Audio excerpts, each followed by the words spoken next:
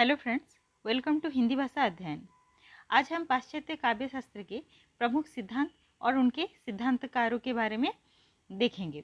इसमें से प्रश्न आते हैं जे ये सिद्धांत किसका है। तो आइए शुरू करते हैं। प्लेटो का सिद्धांत है अनुकरण का सिद्धांत, जो कि पहला सिद्धांत था। उसके बाद अरस्तु का विरेचन सिद्धांत और त्रासदी का सिद्धांत है। लॉन्जाइनस का उदात्त सिद्धांत और जिसको कि औदात्यवाद भी कहा जाता है। हीगल का द्वंद्ववाद, वर्ड्सवर्थ का स्वच्छंदतावाद। फिर से देख लेते हैं। प्लेटो का अनुकरण सिद्धांत, अरस्तु का विरेचन सिद्धांत और त्रासदी, लॉन्जाइनस का उदात्त सिद्धांत या औदात्यवाद, हीगल का द्वंद्ववाद, वर्ड्सवर्थ का स्वच्छंदतावाद। उसके बाद कॉलरिज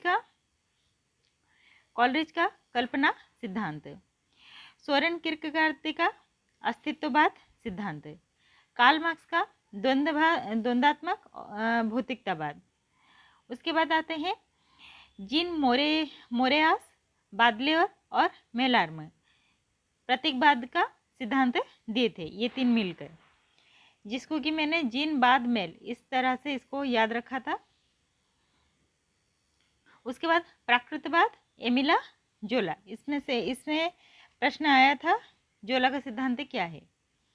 उसके बाद मनोविश्लेषणवाद, फ्राइड जी का मनोविश्लेषणवाद, इसमें से बहुत प्रश्न आते हैं। बेनेडिक्टो क्रोचे का अभिव्यंजनावाद। उसके बाद जॉर्ज लुकाच का महान यथार्थवाद। उसके बाद टी.ई. ह्यूम और एजरा पाउंड, इन दोनों का बिंबवाद।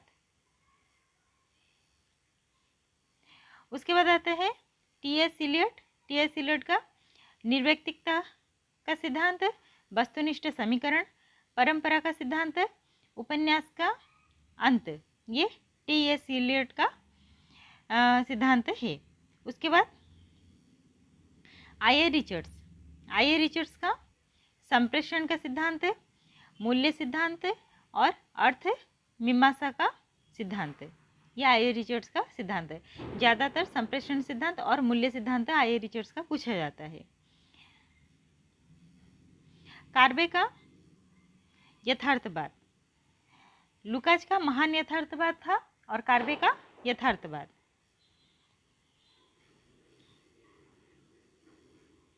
लुकाच का यहाँ पे महान यथार्थवाद, जॉर्ज लुकाच का महान यथार्थवाद और कार्बे का यथार्थवाद। उसके बाद डी.एच. लॉरेंस, अंतश्चेतनावादी यथार्थवाद। उसके बाद फ्लावर्ट, कुत्सित यथार्थवाद। उसके बाद आंद्रे ब्रेता, फ्रांस और हर्बर्ट रीड, इंग्लैंड, अति यथार्थवाद। उसके बाद बेन जॉनसन का नवशास्त्रवाद, ये इम्पोर्टेंट है, ये बहुत बार पूछा गया है। उसके बाद फर्डिनांड डी सस्यूर का संरचनावाद, ये भी प्रश्न में पूछा गया है। उसके बाद जॉक देरिदा, ये भी इम्पोर्टेंट है, उत्तर संरचनावाद और विखंडनवाद। उसके बाद स्केलबक्सी, अजनबीपन। उसके बाद क्लिंथ ब्रुक्स, ये भी इम्पोर्टेंट है, विडंबना और विसंगति, अंत विरोध। उसके बाद रॉबर्ट पेन बारेन, विरोधाभास, आयरनी, ठीक है, विरोधाभास का सिद्धांत या जिसको हम आयरनी भी कहा जाता है, रॉबर्ट पेन बारेन का सिद्धांत है। उसके बाद तेन का साहित्य का समाजशास्त्र, डेनियल बेल विचारधारा का अंत, ये सब इम्पोर्टेंट है, डेनियल बेल का विचारधारा का अंत।